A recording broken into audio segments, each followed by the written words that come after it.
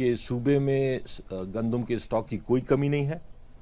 مسئلہ جو اس وقت بنا ہے سارا ریٹ کا بنا ہے. ہم 1300 روپے کا آج تک مارکیٹ میں 20 کلو کا تھیلا دے رہے ہیں، جو کہ مارکیٹ میں اس وقت 2700 2800 3000 روپے تک چلا گیا تھا، اور ہم دے رہے ہیں 1300 روپے کا.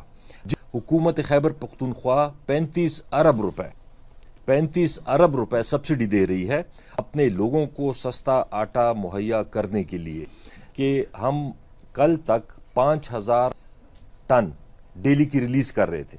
5000 ٹن اس کو ہم آج سے بڑھا کے 30% بڑھا کے ہم 6500 ٹن ڈیلی کی ریلیز کریں گے انشاءاللہ، جس کی وجہ سے کافی حد تک یہ جو ایک بحران بنا ہوا ہے ریٹ میں، آپ دیکھیں گے اگلے 2-3-4 دن میں اس میں انشاءاللہ کافی حد تک کمی آ جائے گی.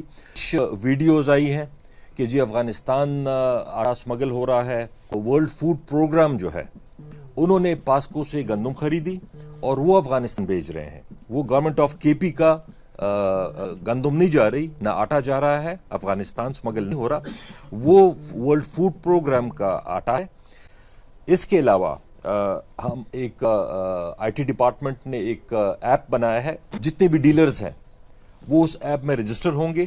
ان کے پاس اگر 50 بیگز آتے ہیں یا 100 بیگ آتے ہیں دن کا، جب تک وہ پوری اس ڈیٹیل نہیں دیتے، شناختی کارڈ ساتھ میں ٹیلی فون نمبر ساتھ میں اس کا نام، اگر 50 اس کے پاس رولے ہیں یا بیگز ہیں، وہ اگر 50 بندوں کو دے گا تو وہ یہ ڈیٹیل اس ایپ میں انٹر کرے گا. اگر وہ انٹر نہیں کرے گا جس دن، اگلے دن سے اس کا کوٹا بند ہو جائے گا.